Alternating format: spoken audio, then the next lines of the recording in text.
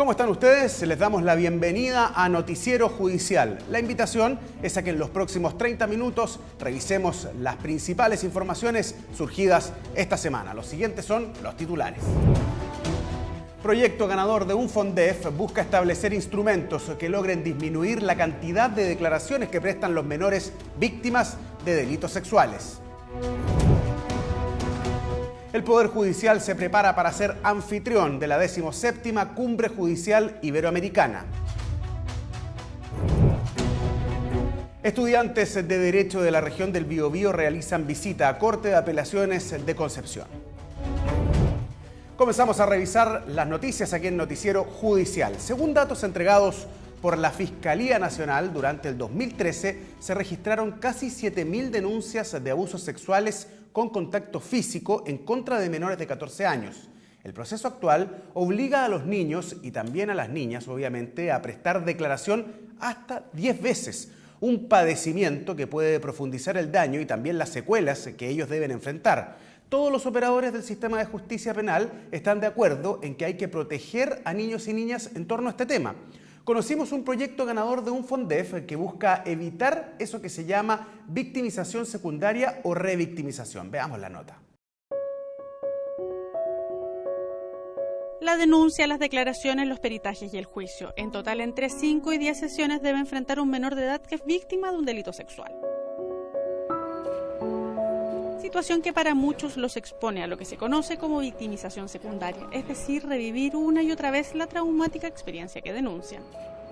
El situar a un menor de edad a contar una experiencia tan dolorosa o grave como puede ser una agresión sexual ante 3 personas que desconoce porque no los ha visto nunca, en un contexto que es una sala que está generada para adultos y no para niños, evidentemente hace que ese proceso sea doloroso, sea incómodo y que además pueda impactar en que el niño no tenga la capacidad de contar todo lo que él podría contar. Ya cuando un niño llega al juicio, ya viene victimizado, no sé, 7, 8 entrevistas tomadas ante distintas personas, por distintos profesionales, etc. Creemos que es importante resguardar al niño previamente. Aunque aún como proyecto piloto, hace más de un año en el segundo Tribunal de Juicio Oral en lo Penal de Santiago está instalada una sala especial para la toma de testimonios de menores de edad. Tiene que en primer término prestarse una declaración en un lugar especialmente habilitado para eso. Adicionalmente a eso se requiere también unos ciertos procedimientos o protocolos que permitan que la entrevista esté técnicamente bien realizada, de modo que él pueda sentir una cierta confianza, digamos, con la persona que lo está entrevistando y pueda expresar adecuadamente lo que quiere decir. ¿Qué hacer? En materia legislativa actualmente está en discusión en el Senado cuáles son los criterios que deben tener las entrevistas durante el proceso y cuántas veces un niño o niña debe declarar tanto en la parte investigativa como durante el juicio propiamente tal. Académicos de la Universidad de Chile, en asociación con la Pontificia Universidad Católica, realizaron un proyecto para desarrollar instrumentos para reducir la victimización secundaria en niños que han sido víctimas de delitos sexuales. La propuesta es desarrollar un protocolo de modelo de entrevista investigativa, además de un programa de capacitación y entrenamiento de entrevistadores. La iniciativa fue ganadora de un FONDEF y es patrocinado por la Fiscalía Nacional.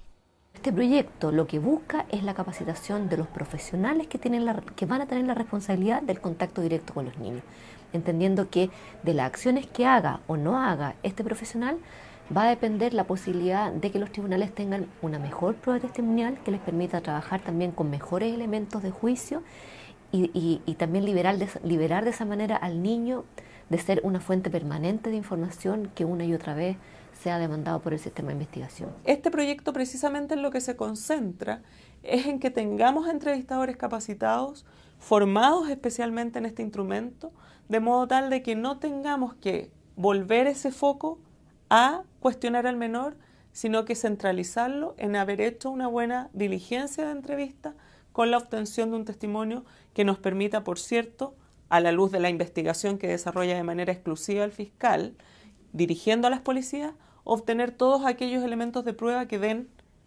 respaldo o, por el contrario, que no den cuenta de la ocurrencia del hecho. En la discusión general, más allá del proyecto sobre cuál es el protocolo indicado y que no vulnere ni los derechos de la víctima y tampoco los derechos de obtener una adecuada defensa, la Defensoría Penal tiene una postura crítica en torno a algunos detalles sobre las propuestas en la toma de declaración de niños y niñas. Debe haber espacio para la creación de una infraestructura adecuada, pero siempre preservando la integridad del tribunal y la posibilidad, tanto en el fondo de la Fiscalía, pero por sobre todo la defensa, de poder contrapreguntar, de contrainterrogar, de poder incidentar. El proyecto ganador del FONDEF surge de la instancia de discusión en torno a este tema. Comenzará su desarrollo en abril de este año con las primeras propuestas del protocolo de entrevista. Se espera que a fines del 2015 los instrumentos para evitar la revictimización en menores estén validados y funcionando. Se lo adelantábamos en titulares. El próximo 2 de abril se dará inicio a la 17ª Cumbre Judicial Iberoamericana. Nuestro país es sede. Chile, en su rol de Secretaría Pro Tempore, será el anfitrión de este importante encuentro judicial donde se van a abordar temáticas vinculadas a la tecnología, a la modernización y cooperación internacional. Este informe es un resumen de lo que será esta importante cita.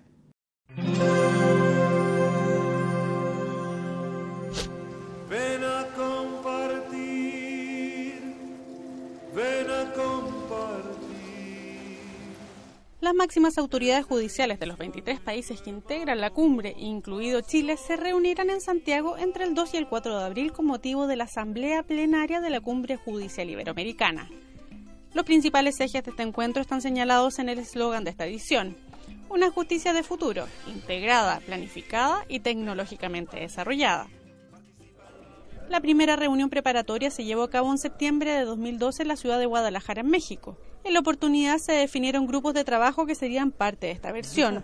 Se discutió el desarrollo en tecnología de los sistemas de justicia, la cooperación judicial internacional, la justicia medioambiental, la seguridad e independencia de los jueces y el acceso a justicia para grupos vulnerables con enfoque de género, entre otros temas.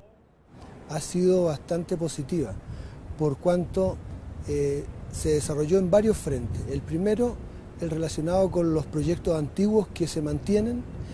Segundo lugar, los proyectos nuevos que se incorporan, la labor de la Comisión de Coordinación y Seguimiento y además lo que es la rendición de cuentas propiamente tal por parte de la Secretaría Pro Tempore. Las siguientes jornadas de trabajo tuvieron lugar, una en febrero de 2013 en la ciudad guatemalteca Antigua. Luego en septiembre se realizó otra reunión taller en Bogotá, Colombia. En ambas instancias los grupos avanzaron con el sustento técnico de las iniciativas. Los primeros días de diciembre se llevó a cabo la segunda reunión preparatoria en la ciudad de Santa Cruz de la Sierra, en Bolivia. Allí se afinaron los últimos detalles de los que serán los productos a presentar a la Asamblea de Presidentes que se realizará ahora, en abril. Nos sentimos contentos y orgullosos del trabajo realizado, del apoyo recibido y de estar todos juntos, confraternizando en hermandad, en integridad y en cooperación. Entendido el llamado que nos hace el ciudadano común de preocuparnos por ellos y toda la contribución que podamos efectuar por obtener una justicia pronta, efectiva y de calidad. La realización de una cumbre judicial iberoamericana nació de la fusión de la Cumbre Iberoamericana de Presidentes de Cortes Supremas y Tribunales Supremos de Justicia y el Encuentro Iberoamericano de Consejos de la Judicatura. Y queremos conocer más acerca de los desafíos y las actividades que se van a realizar en la Cumbre Judicial Iberoamericana. Para eso conversamos con el ministro de la Corte Suprema, Milton Juica, que es coordinador de la Corte Suprema de Chile ante esa instancia. Muy buenas tardes, señor Juica. Muy buenas tardes. Usted, como coordinador nacional de Chile ante la Cumbre Judicial Iberoamericana, va a ser una de las personas que va a recibir a las delegaciones que participarán en la próxima edición de la Asamblea Plenaria y la Cumbre, que está programada para el 2 y el 4 de abril. Usted, como coordinador nacional, ¿cuál cree que es el aporte que hace la Cumbre Judicial Iberoamericana al trabajo de la justicia en nuestro país? Bueno, para Chile tiene una especial importancia que se organice un evento internacional que reúne a todos los presidentes de Cortes Supremas y de Consejos de la Magistratura de Iberoamérica, incluyendo de Europa los países de España, Portugal y Andorra. Y por lo tanto se constituye en una fuerza bien importante desde el punto de vista jurisdiccional, en la que cada 2 años y después de trabajo de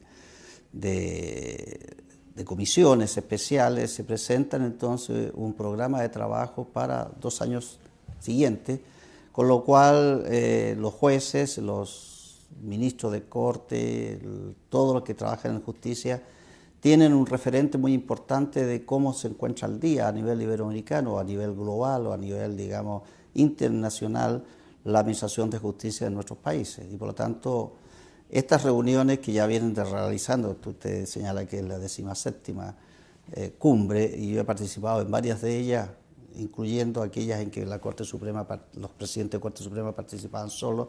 Después en Santo Domingo se reunieron los estamentos relacionados con los consejos de la magistratura.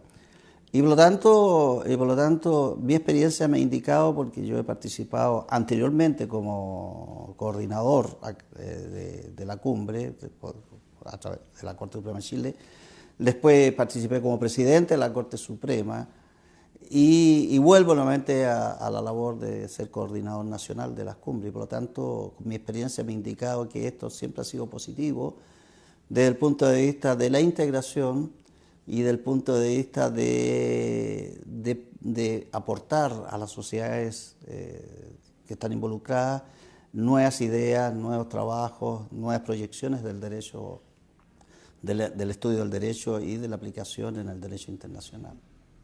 En este trabajo, a lo largo de los últimos 2 años en que se han realizado talleres y reuniones preparatorias, hemos conocido el interés de los países por participar en los distintos grupos de trabajo.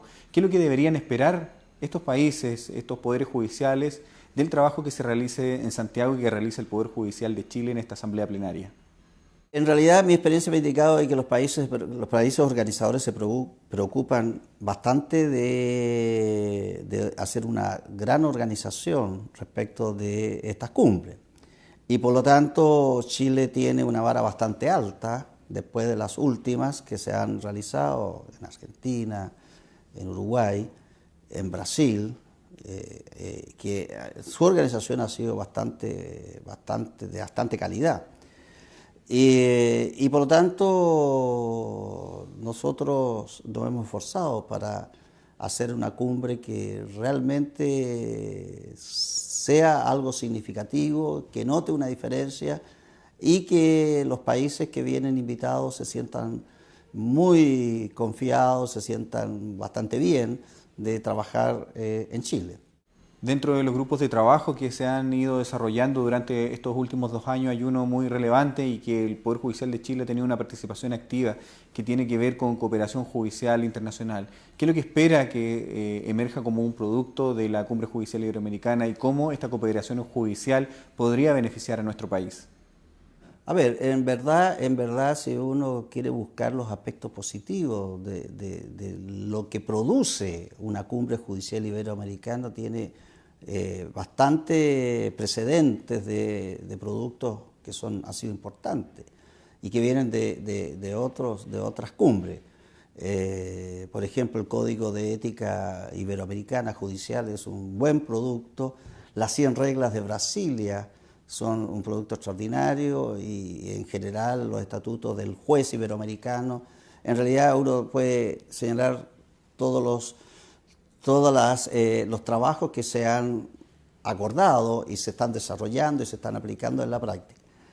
Y estamos nosotros trabajando a nivel de cumbre, naturalmente, 2 temas que son importantes. Uno está relacionado con la transparencia, que es una situación crítica de poderes judiciales en general, por la estructura de los poderes judiciales que hace que la sociedad lo perciba como ente un poco cerrado, poco dado de entregar sus visiones a la sociedad, o que la sociedad no se contacta directamente. Y en eso nosotros hemos trabajado muy fuerte, como Corte Suprema de Chile, en mejorar los aspectos de transparencia. Y por lo tanto estamos trabajando para que se fortalezca esta transparencia en orden a que la percepción de la ciudadanía sea mucho mejor de la que tiene actualmente los poderes judiciales. Y el segundo tema, también muy relevante y que es obvio naturalmente desde el punto de vista de la integración internacional y de la globalización y de la técnica telemática o informática que existe actualmente, es que hoy por hoy ya los paradigmas del derecho procesal territorial o de la jurisdicción territorial, en la que los países tienen una competencia en un lugar determinado y no pueden exceder los límites de los países, eso ya va naturalmente en franca retirada, y la regla hoy por hoy es la cooperación internacional, de tal manera de la aplicabilidad de las normas de otros países sobre otros países para que la justicia sea más eficaz. Y por lo tanto estamos trabajando en un producto que está relacionado precisamente a la integración de hacer más eficaz la administración de justicia. O sea, si, por ejemplo, el caso más típico, normalmente en nuestros países los procedimientos, cuando están involucrados naturalmente diligencias que van fuera de la frontera, el tiempo que demora la tramitación de un exhorto, el tiempo que demora la tramitación de un exequatur, el tiempo que demora la tramitación de una extradición, que son los aspectos más importantes desde el punto de vista de la conexión de los países, hace que los procedimientos internos se demoren un tiempo bastante más largo de lo que la gente cree. Son años de demora que significa tramitar un exhorto entre países. Hoy por hoy esas barreras se quieren eliminar. Y hay, digamos, convenios internacionales o tratados internacionales que tienen reglas que permiten despejar estas barreras de entrada del sistema. Es impresentable que todo el procedimiento de exhorto, por ejemplo, se haga sobre la base de un juez que comunica a la Corte Suprema su necesidad de mandar una comunicación a otro país. La Corte Suprema tiene que mandárselo al Ministerio de Relaciones Exteriores. El Ministerio de Relaciones Exteriores tiene que mandar al Ministerio de Relaciones de otro país. El Ministerio de Relaciones de ese país tiene que mandárselo a la Corte Suprema y la Corte Suprema recién se lo manda al tribunal. Es un camino larguísimo. Cuando hoy por hoy la tecnología indica que por Internet uno puede hacer ese mismo trabajo en un día y no en 6 o 8 meses como demora normalmente. Entonces, tenemos que aprovechar esa fortaleza. Las videoconferencias, por ejemplo, la práctica directa de juez con juez para decir, oiga, necesito que usted me notifique a tal persona que vive en tal parte. Sabemos que vive en tal parte y no necesitamos que venga a Chile o que se lo notifique con la resolución en Chile. Eso es lo que estamos logrando en materia de integración y en materia de las relaciones internacionales respecto de las resoluciones o procesos nacionales o intranacionales. Por último, señor Juica, en el marco de este trabajo de la Cumbre Judicial Iberoamericana, también se ha avanzado en lo que es una escuela para jueces, lo que es llamado el Instituto de Altos Estudios Judiciales. ¿Usted cree que efectivamente se constituye en un referente de lo que es el perfeccionamiento de los jueces en la región, este instituto? Bueno, eso mira también a un aspecto que es importante de los poderes judiciales. Hoy por hoy, sin capacitación, dada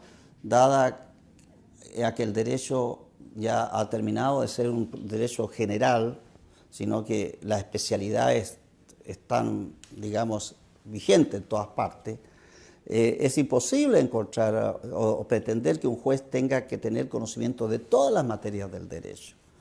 Y por lo tanto, lo ideal es que tengamos jueces con especialidades, pero que ese juez en su especialidad tenga la máxima capacitación. Y para tener una máxima capacitación tenemos que trabajar internamente. Y tenemos que también tener una comunicación con los otros países o poderes judiciales de tal manera que esa capacitación se logre a nivel global, a nivel de países.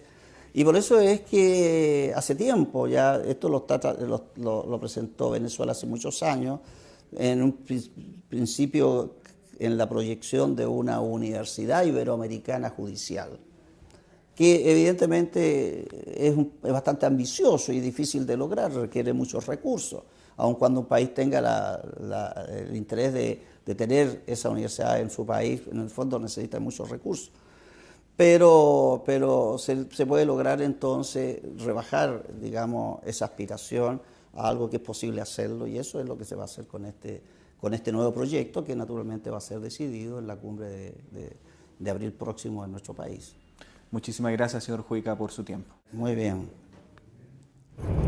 Cambiamos completamente de tema. Sin duda, este es uno de los casos más conocidos en la historia judicial chilena reciente. Es la historia de dos carabineros que fueron condenados a la pena de muerte por diversos asesinatos y violaciones ocurridos a comienzos de la década de los 80. Mantuvieron en vilo a los habitantes de la región de Valparaíso. Hoy, en nuestra sección Juicios con Historia, vamos a revisar el caso de los psicópatas de Viña del Mar. Fueron los últimos chilenos en ser condenados a la pena capital y fueron ejecutados el 3 de febrero de 1985. Atacaban a parejas en sectores aislados de Viña del Mar, sembraron el pánico en la ciudad Jardín durante junio de 1980 hasta noviembre de 1981. Jorge Sagredo Pizarro, de 26 años, y Carlos Top Collins, de 38, los llamados psicópatas de Viña.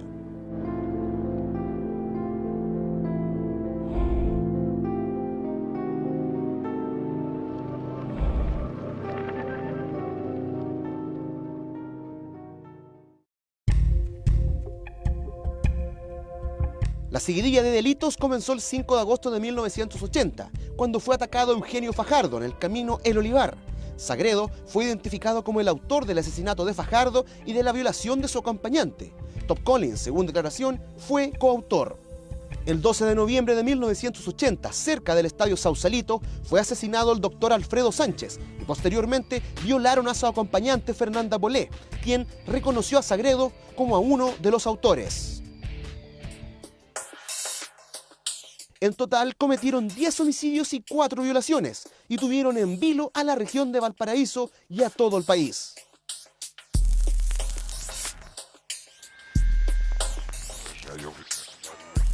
El caso tuvo un actor preponderante, el cabo Juan Quijada de la primera comisaría de Viña del Mar. Sus sospechas hacia el carabinero Jorge Sagredo lo hicieron seguir la pista del delito. En base a varios hechos, finalmente logró la confesión de Sagredo, que reveló además la participación de Top Collins.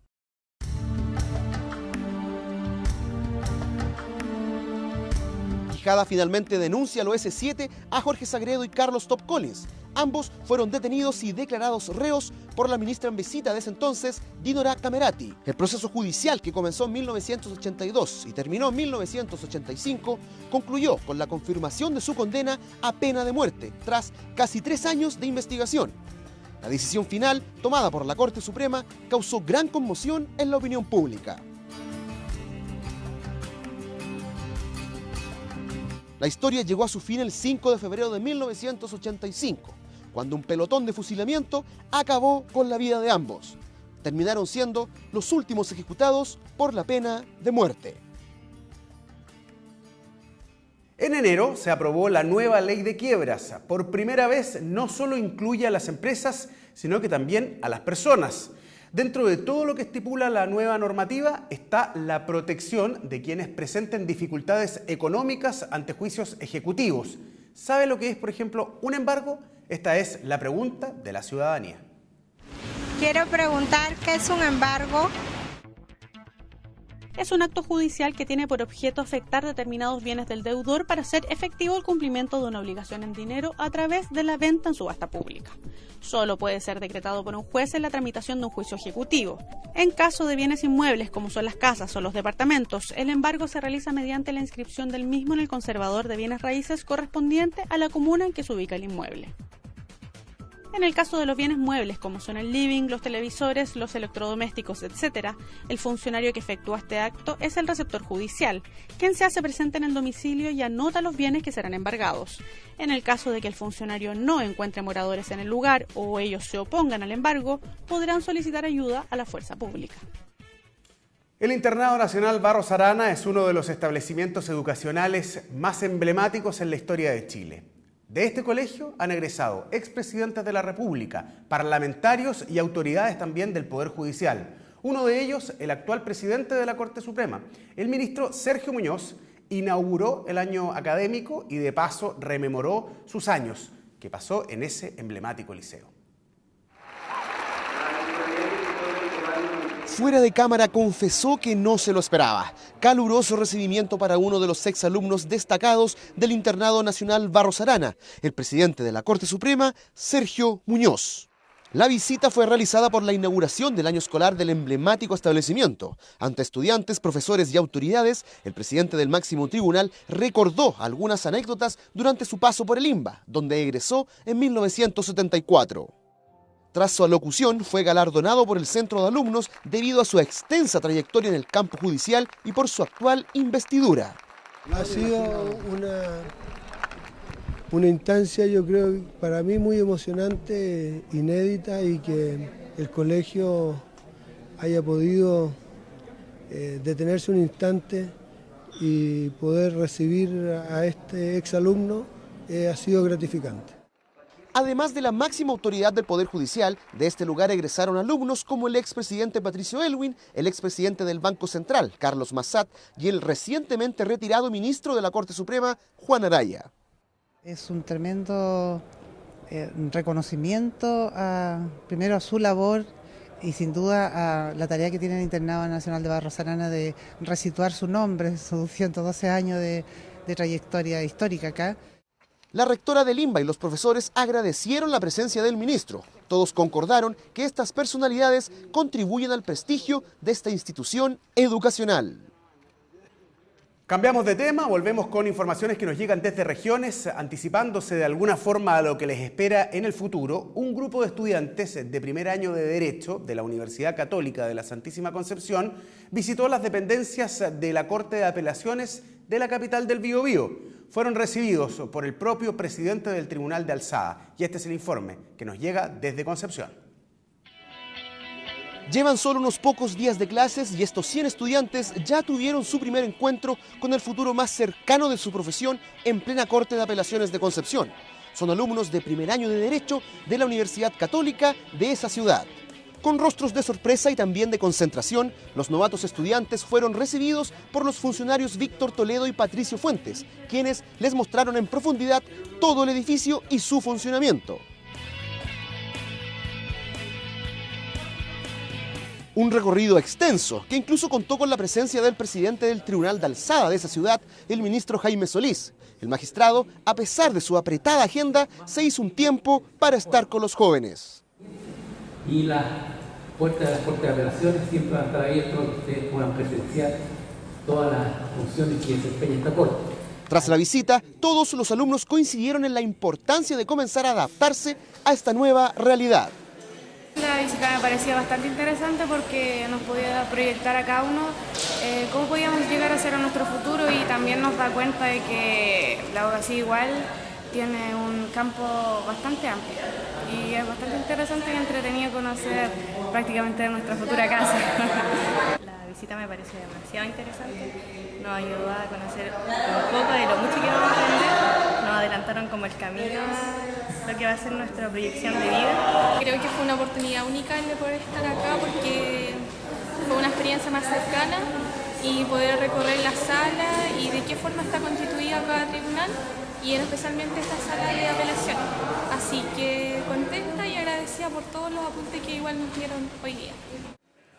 Un primer paso para estos futuros abogados que recién comienzan un largo y difícil camino en el ámbito legal. La presidenta Michelle Bachelet asumió el mando de la Nación el pasado martes 11 de marzo en el Congreso Nacional. El día miércoles fue el tradicional Te Deum ecuménico. El presidente de la Corte Suprema, Sergio Muñoz, estuvo en las actividades oficiales. Esta y otras informaciones en el siguiente bloque informativo.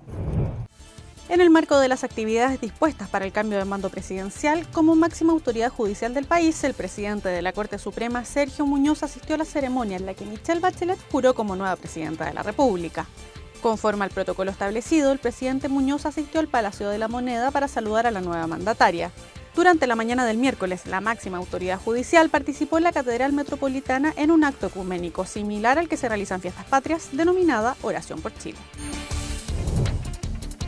Este jueves, la abogada Andrea Muñoz juró como nueva ministra de la Corte Suprema. A la ceremonia que se realizó en el máximo tribunal asistieron miembros del Poder Judicial y fue encabezada por el presidente Sergio Muñoz, quien en su discurso destacó la carrera judicial y académica de la jueza Muñoz. Recordemos que la nueva ministra fue elegida por el expresidente Sebastián Piñera y ratificada con 30 votos a favor en el Senado el pasado 22 de enero, tras ser incorporada en una quina por la Corte Suprema en el mes de mayo pasado.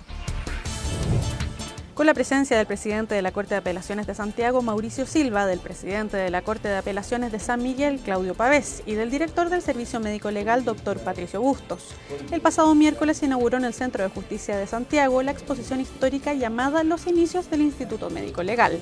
La exhibición forma parte de un museo itinerante que da cuenta del proceso de construcción del edificio institucional hace casi un siglo. Además, destaca los aportes del doctor Carlos Ibar, que permitieron transformar la morgue de Santiago en un centro de conocimiento de medicina legal, docencia e investigación de las ciencias forenses. La exposición estará abierta al público hasta el lunes 24 de marzo. En fallo unánime, la segunda sala de la Corte de Apelaciones de Santiago desestimó la acción judicial presentada por el general en retiro Manuel Contreras y otros militares condenados por causa por violaciones a los derechos humanos por el cierre del penal Cordillera y su traslado a Punta Peuco. La decisión del Tribunal de Alzada descarta que la decisión del Poder Ejecutivo de ordenar el cierre del penal y disponer el traslado de los internos sea ilegal o arbitrario. Recordemos que el cierre del centro penitenciario fue una decisión adoptada por el gobierno del presidente Sebastián Piñera en septiembre del año pasado. Y con esta noticia ponemos fin a la presente edición de Noticiero Judicial. Como siempre, agradecerles su sintonía e invitarlos a que nos sigan en las diferentes plataformas online del Poder Judicial. Que estén muy bien.